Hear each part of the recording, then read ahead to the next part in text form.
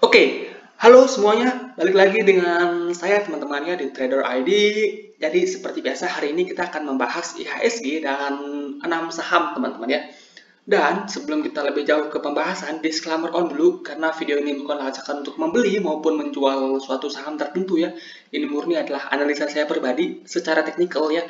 Jadi silakan untuk dianalisa ulang kembali baik itu fundamental maupun bentarmologinya itu silakan teman-teman untuk analisa ulang kembali.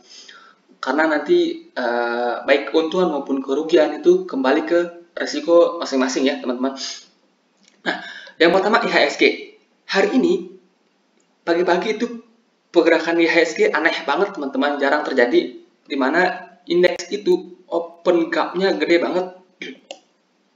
Open gap-nya gede banget ditandai dengan BBRI dan Telkom yang pagi-pagi naik hampir 6%-an ya, 6%-an.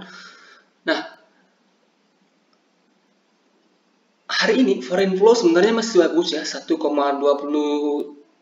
triliun ya, 1,20 triliun which is itu foreign flow yang sangat besar kalau menurut saya, dan top foreign flow masih di BBRI untuk hari ini. Nah, melihat kondisi teknikal di IHSG, menurut saya sih peluang IHSG untuk minggu ini koreksi itu besar banget. Ya, yang pertama dia ada gap yang belum ketutup, dan kemudian ini candlenya hari ini jelek ya. Candlenya hari ini jelek ditandai juga dengan beberapa saham yang candle hari ini jelek, teman-teman. Jadi menurut saya sih untuk mungkin seminggu ke depan ya, seminggu ke depan ini masih ada beberapa hari lagi ada kemungkinan di IHSG untuk koreksi. Nah, support-supportnya di mana? Support pertama itu di gapnya ini, kemudian support kedua di neckline-nya ini di 6.800, kemudian last support itu di 6.720-an ya. Hopefully ya, harapan saya IHSG nggak jauh-jauh dari 6.800 ya koreksinya. Tapi kalau dari view saya pribadi, IHSG ada besar potensi untuk IHSG koreksi dulu ya. Karena ya candle hari ini jelek ya, candle hari ini jelek. So far kalau view saya untuk tahun ini indeks masih akan bullish, dan kalau benar ya view saya tentang commodity super cycle dan beneran terjadi di tahun ini, maka IHSG is just started to bullish ya. Kalau commodity super cycle itu memang terjadi di tahun ini, itu artinya IHSG itu baru memulai jalan untuk naik teman-teman ya. Jadi kalau ada koreksi-koreksi pendek ini, itu menurut saya wajar banget, dan itu bisa teman-teman manfaatkan sebagai area untuk beli teman-teman. Oke. Nah, itu untuk IHSG. Kemudian saham pertama yang akan saya bahas hari ini adalah saham BBRI yang pagi-pagi juga move-nya gap up dengan ini ya, BBRI ya. BBRI hari ini saya kurangi beberapa porsi di sekitar sini, di sekitar 4.700-an. Kenapa saya berani kurangi beberapa porsi? Karena terlihat ya, walaupun asing net buy gede, tapi dari segi fund lokal terlihat dia nggak ikut ya, nggak ikut asing. Fund lokal terlihat jualan malah ya. Dimana kita bisa tahu fund lokal jualan? Ya pagi-pagi itu foreign flow gede banget, kemudian naiknya cuma 6%, segitu aja, sesimpel itu aja. Dan rencana saya akan buyback lagi di sekitaran ini, di sekitaran 4.550-an ya. Mendekati area itu saya akan mulai cicil. Setidaknya dari 4.600 sampai 4.500 ya, teman-teman bisa cicil BBRI di situ buat teman-teman yang baru mau entry BBRI ya. Nah, BBRI so far view saya masih bullish ya, masih bullish banget. Cuma ini gapnya jelek, jadi kalau koreksi itu wajar. Koreksinya kira-kira sampai mana sih? Yang ya ini pertama supportnya di sini, kemudian support berikutnya itu ada di 4.450-an ya. Jadi dua support ini kemungkinan akan menjadi area pentulan untuk BBRI. Nah, buat teman-teman yang pemula, kalau saya bilang supportnya di sini bukan berarti BBRI itu akan ke situ dulu ya. Bisa saja dia nggak sampai situ kemudian rebound. Jadi nggak harus kita beli on support. Kita bisa mulai bertahap cicilnya ketika saham itu mendekati support. Nah, support itu sebagai acuan. Kalau dijebol dengan volume gede, maka teman-teman better exit ya. support itu bukan berarti sahamnya akan ke sana, ya.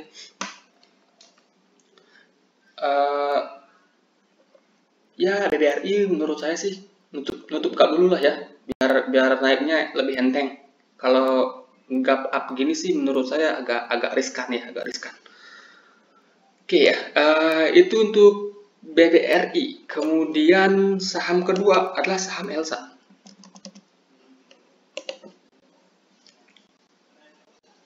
Elsa menurut saya menarik teman-teman ya, dimana terakhir kali saya bahas Elsa pas dia naik di sini ya, pas dia naik di sini dengan volume gede. Waktu itu saya sarankan untuk buy Elsa di support kotak kuning ini di sekitaran 310 sampai 316. Nah, besoknya dia koreksi ya dengan volume yang kecil, dan hari ini dia masih konsolidasi, dan ini pergerakan yang bagus kalau menurut saya di Elsa ini. Jadi buat teman-teman yang tertarik ke Elsa, bisa ya cicil dari harga sekarang dengan stop loss. Teman-teman bisa set di bawah 300 sebagai area stop loss ya. Jadi strateginya teman-teman bisa mulai cicil dari harga sekarang, spare cash kalau seandainya Elsa ini masih turun sampai 300. Nah, kalau di bawah 300, close di bawah 300, maka di situ teman-teman bisa manfaatkan untuk exit. Dari segi price volume ini masih oke banget ya. Dia naiknya dengan volume gede, patok resisten, kemudian koreksi dengan volume kecil ya.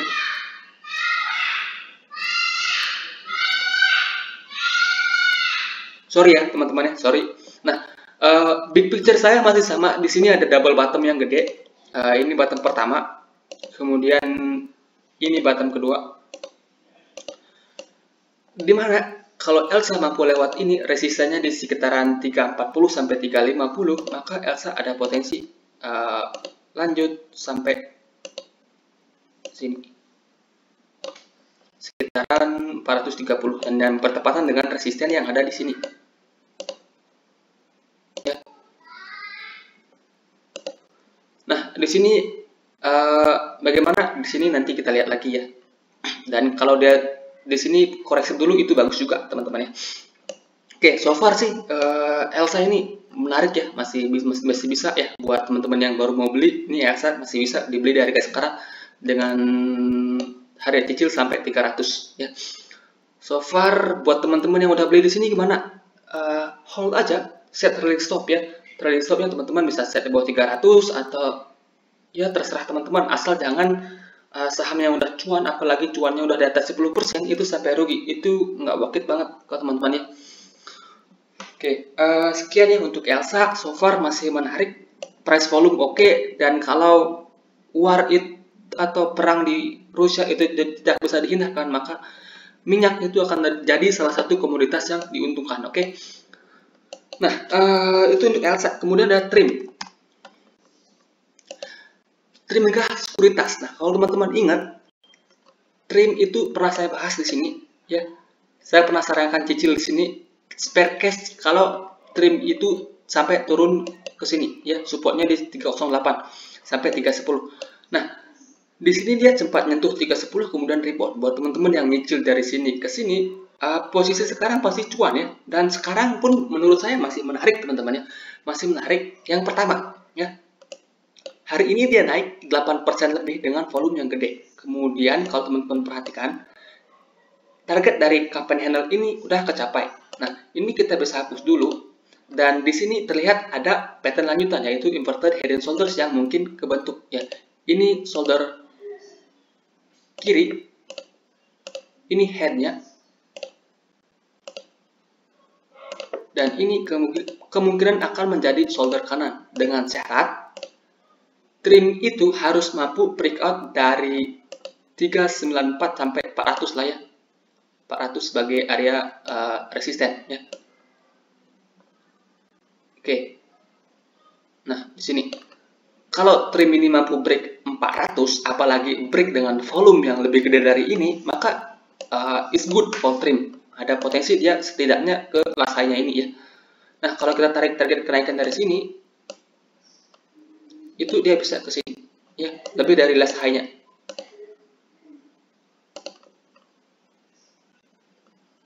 Oke.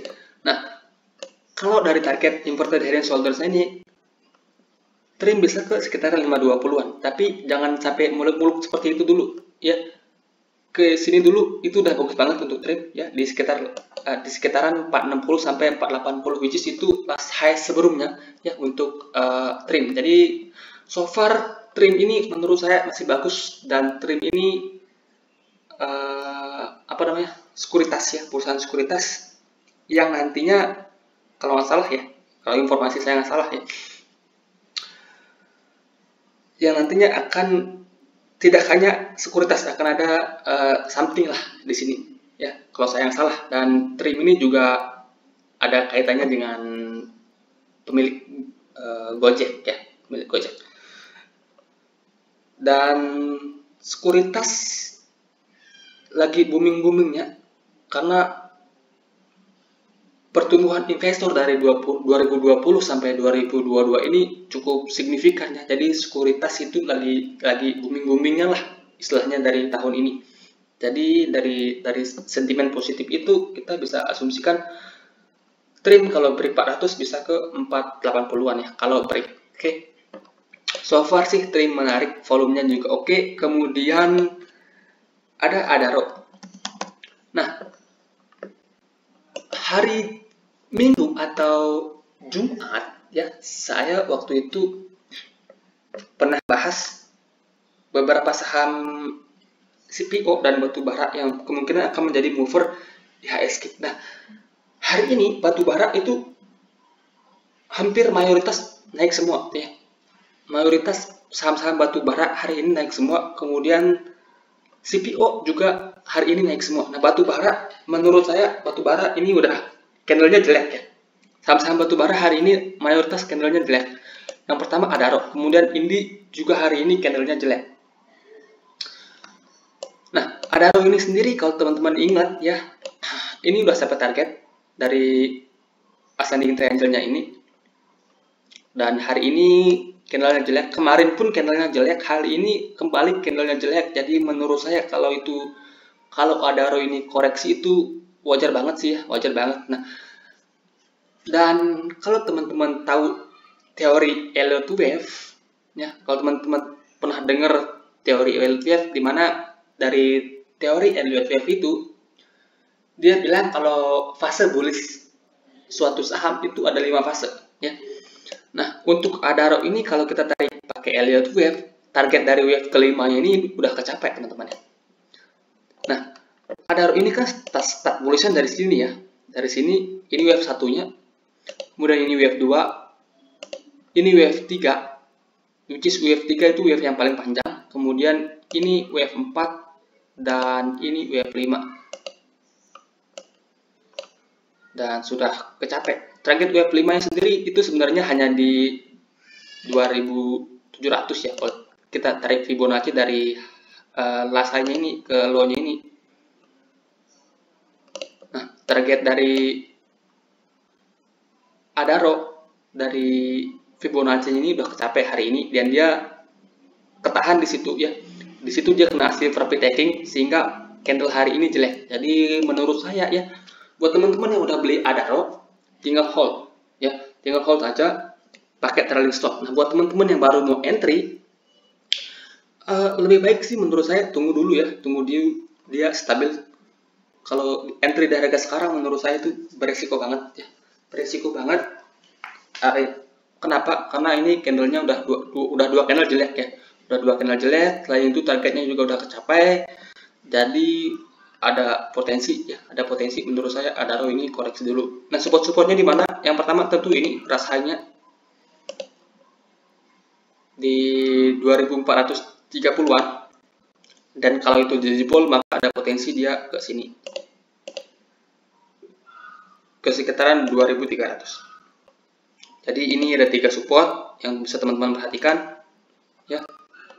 Support pertama, support kedua, support ketiga. Jadi ya, kalau ini dijebol maka ada potensi ke sini, dan kalau ini dijebol maka ada potensi ke sini, dan kalau ini dijebol maka trennya bisa kita bilang patah ya. Kalau ini dijebol maka trennya bisa kita bilang patah, dan ada potensi untuk penurunan lanjutan yang lebih jauh lagi ya.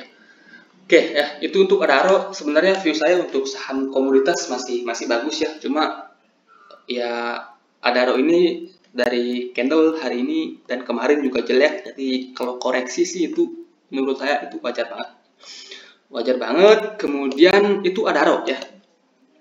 Nah, banyak yang request saham DMMX ya secara pribadi.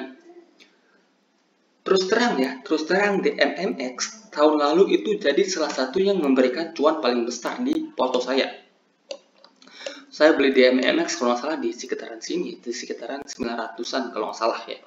Kemudian saya kena trailing stop di candle ini, pas dia jebol dari double top ya.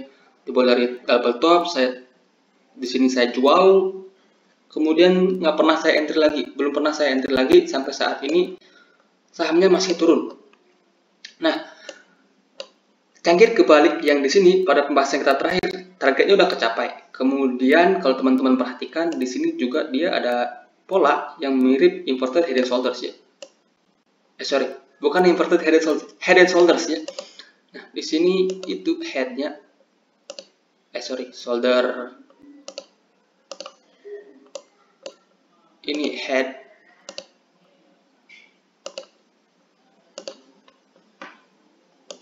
ini shoulder kanan.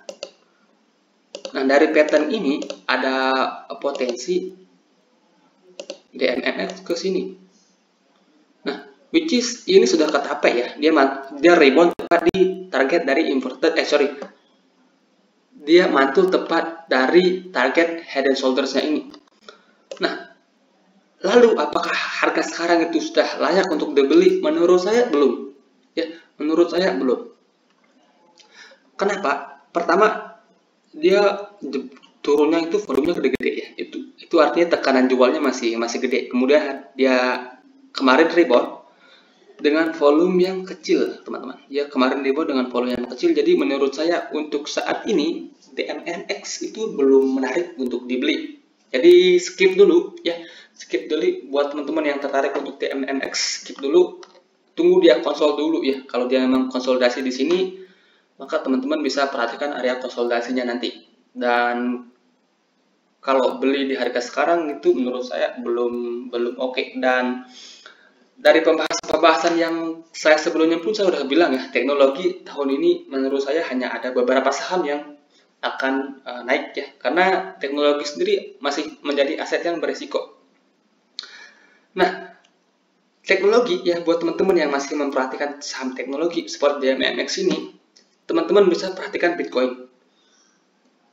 Kalau Bitcoin nanti sudah rebound, sudah mulai naik ya, rebound dan DMMX ini udah konsolidasi, maka teman-teman bisa perhatikan itu ya. Kenapa Bitcoin sama teknologi kaitannya erat? Pertama, Bitcoin sama teknologi, saham-saham teknologi sampai saat ini masih menjadi aset beresiko ya. Dan aset beresiko tahun ini layak dihindari karena dua hal. Pertama, tapering atau kenaikan suku bunga dari The Fed. Kedua, war atau perang di Rusia. Ini menjadi sentimen yang negatif ya kalau menurut saya buat saham-saham di sektor teknologi. Seperti halnya ini DMMX, kemudian bank-bank digital itu menurut saya masih ada potensi untuk koreksi dulu ya. Cuma ada beberapa saham yang kelihatannya melawan market, seperti BBYB, kemudian TNCA, itu kelihatannya saham-saham yang di sektor teknologi yang melawan market. Kenapa bisa seperti itu? Pertama, BBYB dan TNCA tahun ini kalau nggak salah dia akan melakukan revisi. Mungkin itu yang menjadi sentimen positif yang membuat TNCA dan DMMX itu koreksinya nggak dalam-dalam banget ya. Nah, jadi so far untuk DMMX skip dulu ya, tunggu dia konsolidasi. Nanti kalau udah konsolidasi bagus saya bahas lagi ya. Untuk saat ini ya belum menarik teman-teman ya. Oke, itu untuk DMMX. Dan satu saham gorengan yang menurut saya juga cukup oke. Udah sering saya bahas sih sebenarnya, yaitu ITIC. titik ini ada pola inverted head and shoulders teman-teman. Pola inverted head and shoulders yang belum di breakout dan hari ini dia naik 3% lebih. Dan menurut saya ya, ini kalau dia mencoba break lagi itu potensinya gede ya untuk di breakout. Kenapa? Karena udah beberapa kali dicoba.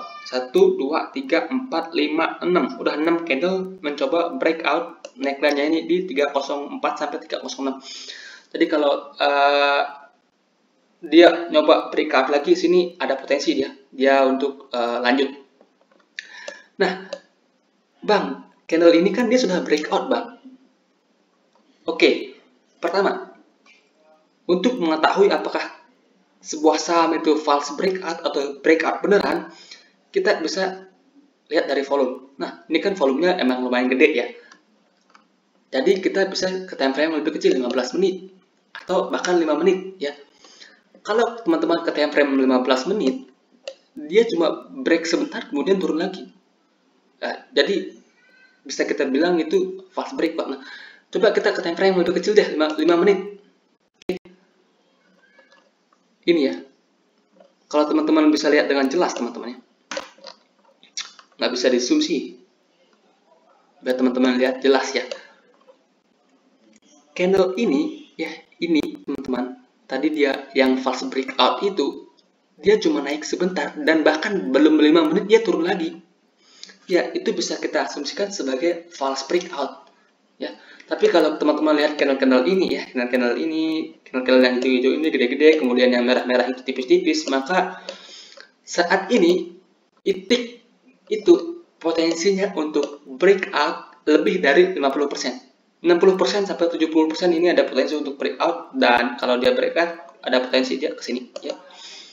Jadi strateginya menurut saya masih sama, tunggu dia break, tunggu dia terkonfirmasi break ya.